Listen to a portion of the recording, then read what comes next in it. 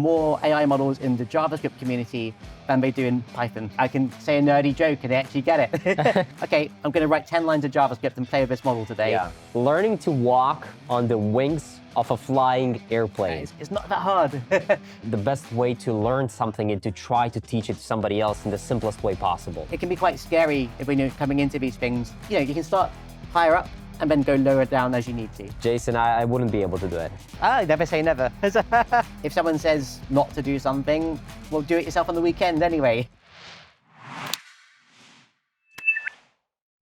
Today at JSNation, the main JavaScript conference of 2024, I'm joined by Jason Mace, Web AI lead at Google. With over 15 years in web engineering, Jason helps web engineers around the world start machine learning with JavaScript. He authored the first WebML course on Google developers and edX, helping over 40,000 students. He's also a host of the Made with TensorFlow.js show on YouTube, giving a voice to WebML developers across industries globally. We'll discuss the future of Web AI, his journey at Google, advice for beginners in machine learning, and a hobby you probably never thought of. I'm Adrian, and if my voice sounds familiar, you most likely watched the video on the JavaScript Mastery YouTube channel, where we focus on teaching web development through a project-based approach. And in the interview, Jason will also share his thoughts on building projects and infusing them with machine learning. So let's dive into the discussion. Hey, Jason, nice to meet you. Nice to meet you too. Yeah, well, we're now meeting formally, I'm guessing. Exactly, we yes. met a couple of days ago at the conference here. Indeed we How did. are you liking it so far? It's been a great conference. I've got Yeah. to say, really impressed with the very nerdy music introduction to the conference. Oh, I was about Loved to it. ask, what was the catchiest thing at the GitNation conference? It has to be that for me. That has to was be that. a nice touch. And Yeah. I believe they even used a bit of AI to make that, which is like Yeah. a nice little tip. It's Yeah. not something you hear every day, right? It's not. A song about JavaScript and React and stuff like You can that. now be all music superstars. Yeah, exactly. But it's great to have you here. It's great to have met you a couple of days before. You've been doing AI and machine learning much before it became the thing that Yeah. everybody's talking about, right? So please tell me, when did you start? How did you get started? Before I was leading Web AI at Google, I Yeah. was a creative engineer, also Yeah. known as a creative technologist at other companies. Okay, And I was working on a project for a client where I had to recognize some soda cans. okay. And we wanted to be able to recognize the difference between the types of soda cans to trigger some creative experience, all in the Yeah, web browser. yeah. Okay. And it turns out regular computer vision just wasn't good enough at that Yeah. time to really pull that off. So internally at Google, there was a team called TensorFlow. Yeah, And I heard they had this image classification model that seemed to work really well, better than anything we've seen before. So I started collaborating with those researchers to understand how to repurpose that for the task that I wanted to solve. Now, it turns out that was really hard to do back then. There was no documentation. There was no, nice tutorials the to follow. early days of TensorFlow, yeah, right? Yeah, this is before it was The public. beginning. This is like early 2015. Yeah. I realized this is actually quite a hard process, even for someone with a computer science background to actually follow along with. Yeah. So after taking a lot of notes, I decided to wrap this up into a web system that made it easier to do such things. Yeah. So you'd record a video for about 20 minutes of some object you're interested in. You'd Yeah. send it to my server. I'd retrain the model and then produce a JavaScript API that anyone could use. Yeah, And you send me an image of something and I tell you if that object's in the image or not. And interesting. that turned into Cloud Auto ML Vision, which is now part of Google's product, which is how I got into AI, basically. Yeah. So, and ever since then, I've really enjoyed trying to make it easier and more accessible for all developers to be part of in their creative experiences too. So, And since then, you kind of became the voice of TensorFlow, the Yes. public voice, right? for TensorFlow.js, exactly. Yeah, Yes, yeah, exactly. The library. It's huge. And I mean, even before all the hype you were doing it, and I mean, there's so much possibilities that you can do with it, right? From soda cans to you name it, right? Yeah. And then that naturally, I'm guessing, led you to create a course, right? Yes. So there were no training materials Absolutely. in the world at the time. There's a few like fledgling books out there, but there's no like Very low solid level, online right? courses that go from 0 to hero kind of style. Yeah. It took me 6 months of my heart and soul is Yeah. in that course. Everything made from scratch, pretty much. Hand-drawn neural networks and Yeah. everything. And yeah, I wanted to give people the information they needed without getting too mathematical, because it can be quite scary if we're coming into these things to think you need a PhD or something like this Yeah. to get started. And the truth of the matter is you don't. Like, there's this one example I like to give where there's this very technical term called max pooling. It's Okay. a very scary sounding Yeah, term. of course. And you go to something like Wikipedia and you try and like Oh, read up what that is. And a huge even I document, have right? no idea what it's Yeah. talking about. Started talking to some engineers who were working at machine learning on Google, Yeah. and all it is, it takes the largest number in a matrix of numbers, right? So why can anyone just say that, you know? So I like to try and make those things more easy for others to understand, so they don't have to go through the same pain I had when I was Yeah. trying to learn all this stuff. And all that knowledge is in that course, basically. So yeah. I love that, and I resonate with that a lot. Like, I started teaching as well because I figured the best way to learn something is to try to teach it to somebody else in the simplest way possible. Yes, And exactly. it sounds like that's exactly what you've done with the course. Yeah, I tried my best. Yeah. And for people watching and listening, how can they access it? They can go to goo.gle Yeah. /learn-web-AI, Okay. and you might need a HTTPS at the beginning of that Yeah. to make it work, so bear in mind. I'm sure the team Yeah. at GitNation will put it Yeah, maybe yeah, below perfect. or somewhere. Yeah. Excellent. But yeah, you can check it for free today and just like get upskilled and Yeah. start playing with these things. And that was made like 2.5 years ago or so now. So things might have things changed a little move. bit. I Yeah. don't just represent TensorFlow.js. There's now Yeah. MediaPipe and all the Chrome APIs. Yeah. But it's a good foundation to start from and then keep going from there. So. Exactly. That's amazing. And keeping those changes in mind, how do you think Web AI will evolve over the next couple of years? Yeah. So I'm really happy to report that we now have others doing this stuff. So Hugging Face and Transformers.js Oh, yeah. by a guy called Zenova on Twitter.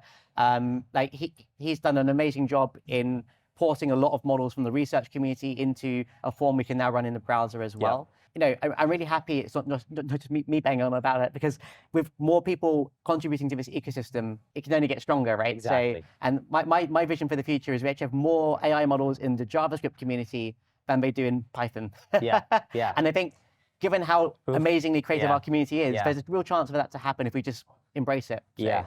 AI is strong in Python. A lot of developers choose Python, but I also, I'm on your side. I would love to see more JavaScript support for AI and machine learning. And the reason for that, of course, is that machine learning was born from academia, and academia, especially in America, is using Python. Yes. And there's no other real reason for it, other than everyone then wrote all the maths libraries in there to do that. But we can replicate all that. You know, things like TensorFlow.js exist. We can do it really fast. And even people like LinkedIn choose to use like TensorFlow.js models in their applications because it's faster for inference than the Python with the pre and post processing. Yeah. So, yeah. And with the support of more people, it's going to just become more approachable, simpler to learn, easier to get into, but still hopefully allow you the breadth of everything and the depth of everything you need to do, right? Exactly, yeah. I think it will continue to grow. We'll have more and more models so you can play with, and just more like tools in your toolkit as a JS developer that you can start to use with your clients across different industries. Maybe it's medical, maybe it's finance, tabular data, filling in missing columns. Like, all this stuff can now be done with your browser app. Yeah, I don't even think we need to discuss the use cases, how everything It's everything, is now. right? It's everything everywhere, But it just shows you that you were there before. You kind of led the way, especially for TensorFlow.js, right? Sure. And together, you and I are looking to expand it more and looking to get other people to get into it. Exactly, definitely. Yeah. Jason, tell me, are you ready for a round of blitz questions? Yeah, I have some questions here. Go for it. One sentence, quick answer would be great. I'll try my best. Yeah. So let's see. So what's the most exciting feature of TensorFlow.js for you? I think for me, it's the ability to do training, actually, because a lot of the libraries that are on the front end today are inference only. Okay. And that's fine. There's reasons for that to be optimal at inference. But Yeah. if you can do transfer learning or training, you can then change models in the moment on the client side and adapt to the situations you're in to learn new things as, you know, it kind of grows with the user, which can be useful for certain situations, maybe recommendation engines or things like that. Oh, yeah. So there's use cases for that. Covers more use So cases, that's quite definitely. unique to, well, not unique, but like one of our benefits that we have over some other libraries. So, Training, definitely. Makes sense. Now, if you had to name a web app you think has revolutionized its industry using web AI, which one would it be? I'd have to pick Include Health for Okay. now. I'm not familiar. Sure, Tell me more about So it. basically, they used our pose estimation models to do remote physiotherapy from the browser using a regular webcam from the comfort of your home. Yeah. So your privacy is preserved and all that fun stuff because no cloud involved. Yeah. And they've been really successful, and they've even got like the US Air Force, I think, is one of their customers now to rehabilitate people who've had damage and things like to their Yeah. legs and stuff. Really cool use case. And also, ever since they got publicity for using Web AI, Yeah. I've had so many healthcare companies coming to me asking, how can we replicate that success for our domains and things like this? So I think healthcare is ripe for innovation, and it's a perfect fit for Web AI as well because of the privacy aspects and stuff like that. It is. I agree. There's a lot of innovation going around healthcare, Yes. and especially healthcare AI as well. But yeah, that's great. That makes sense. Yeah. Thank you for Cool. sharing that. Yeah. I'll have to look it up as well. Yeah, definitely. Try it out. That's great. And what would be one piece of advice you'd give to a web developer just starting with machine learning? There's books, 500, 600 pages, this thick. I've seen them, right? But there has to be somewhere, a place where developers can start to Yes. get into it. So I would advise, like, follow your passions Yeah. because then it's not work, it's just play. Yeah. So maybe you're into music. Yeah. So you might want to start by looking at models that deal with sound or generate sound or something like that, Yeah. right, as a starting point, and start to go deeper down that stack. So at the beginning, you might use a pre-made model just to like get something working Yeah. and just get that sense of, oh, I've made progress. But then you can start picking it apart and go, oh, how does it actually work behind the scenes, Yeah. and start modifying things or retraining it to do something slightly different. Yeah. And that will take, maybe a year or two to get really good at that kind of stuff. But Oh, yeah. you can start higher up and then go lower down as you need to. So yeah. I agree 100%. I would call it project-based learning in a way, and just learning backed by examples where you actually get to tinker with stuff and play with stuff. Exactly. The hardest thing is often just starting. Yeah. Once the momentum is there, it's actually a lot easier. But just picking that one Saturday afternoon with a cup of coffee, yeah. just to like, okay, I'm going to write 10 lines of JavaScript and play with this model today. Yeah. And that's all it is. A lot of these models is 10 lines of Yeah. JavaScript. So it's not that hard. But it often feels intimidating because you associate it with maths and other Yeah. things. So, yeah. And then you already mentioned a lot of hard terminology. There was the max something. Max pooling. Max Yeah, pooling, exactly. yeah. It can be tough to get into the terminology. Yeah, I mean, I do understand why it can be useful once you fully comprehend everything.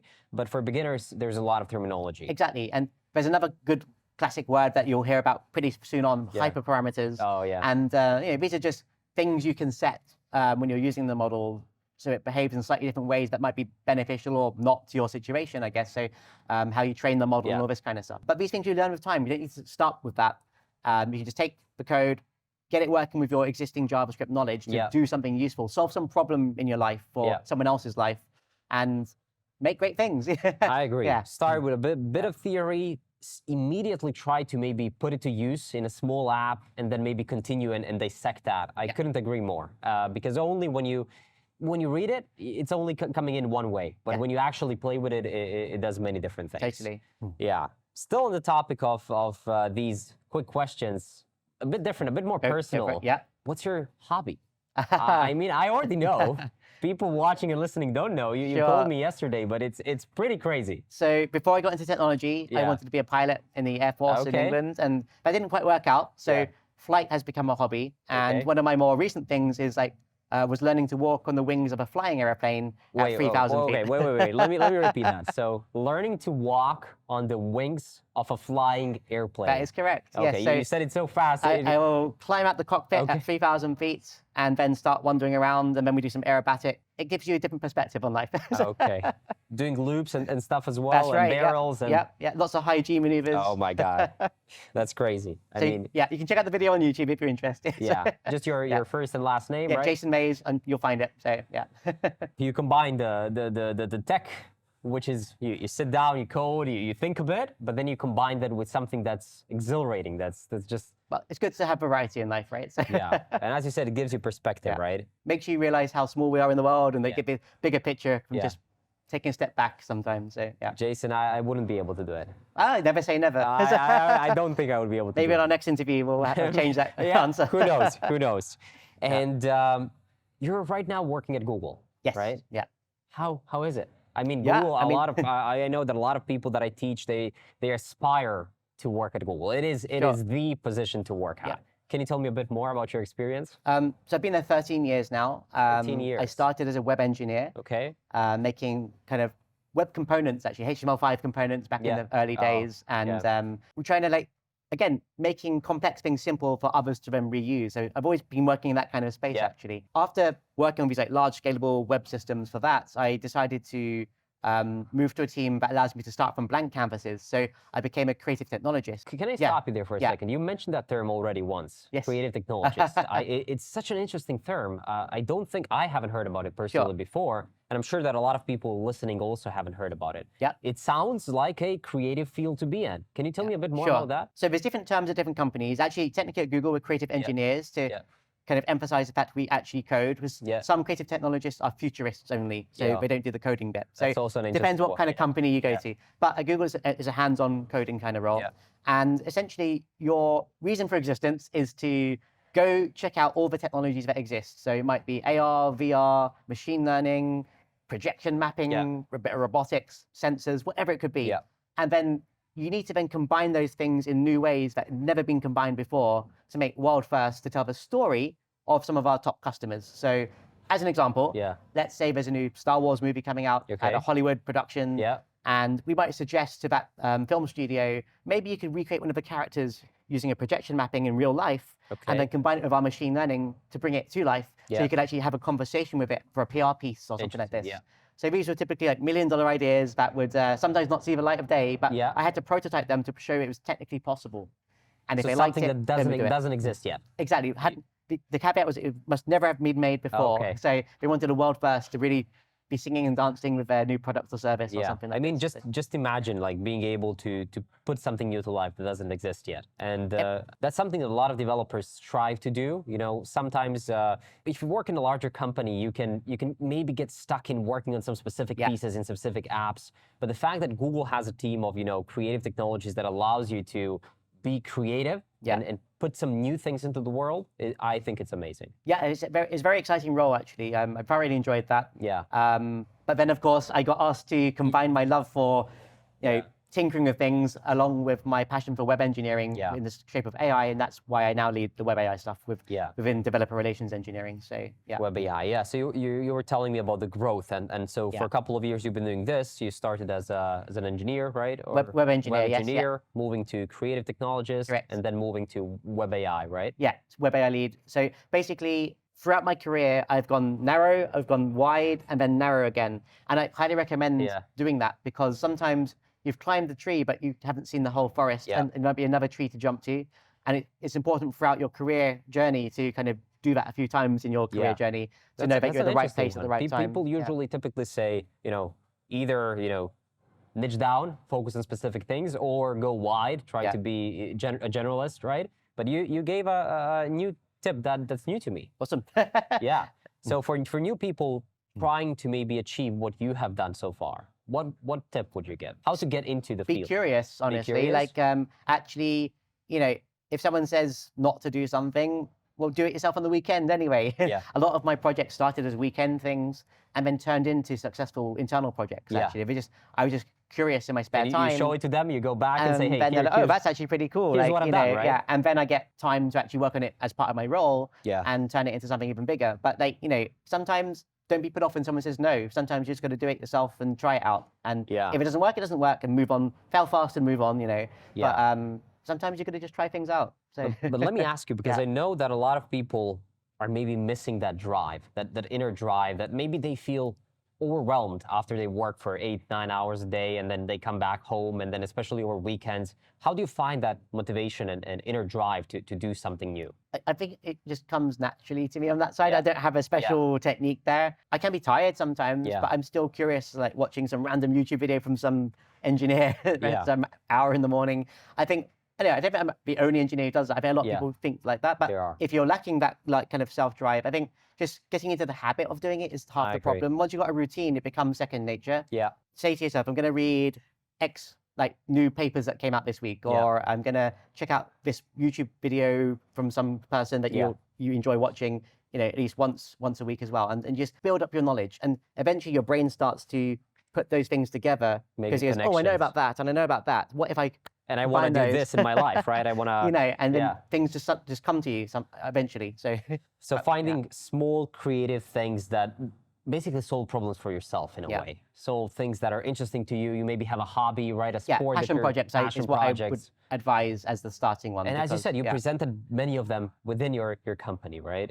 Often they go on to become products. Pretty a lot of Google's famous things like like Maps and Gmail. They started as 20% projects, right? So Right. they're just someone's passion project. Huge takeaway for everybody listening. And I mean, just imagine the positive reinforcement you get back when something you've done actually gets appreciated by. Exactly. And you know, if you didn't start those projects, no one would have Gmail today if, Yeah. if that person didn't just try it Exactly. out in his spare time. So And speaking of curiosity and just continuing to learn and do stuff, I personally think, and you can let me know if you agree with it, that the conferences are a great way to, of course, to do that. yes. So what do you think of this GitNation conference? I've been thoroughly impressed. It's my first time coming in person to one of Yeah? these events, actually, to GitNation's events. Okay. And I love like the energy from the Yeah. audience. Like everyone's like super friendly and very engaged in what the presenters are talking about, which is really great to see. These are passionate people. Yeah. It's nice. Like I can say a nerdy joke and they actually get it. So you know, it's great. And yeah, it's my people basically. So Pretty awesome. crazy to see so many developers in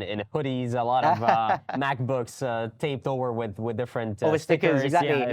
Yeah. Pretty crazy stuff. Yeah. Not something you get to feel often, especially after the pandemic and being at home, exactly. working remotely, right? So it's really great to see these things like actually coming to life again and recovering from that era. So Yeah. exactly. And where are we? Here in Amsterdam, In Amsterdam, right? what a great It's city. a pretty So, great setting. yeah. Like if you look Yeah, around, very right? cool city, some good food, and good people, everyone's friendly. So love it. Have you gotten the chance maybe to walk through the canals a bit or check I had a it little out? wander, yes, Yeah? yep. And I think tonight at the after party, Yeah. of course, we'll Oh. mingle with some people Yeah. and have a little wander around and see where we end up. So, Yeah, the architecture Yeah. is amazing, but also the people. And I love that the conference has been held here. I Yes, think it's a great definitely. spot.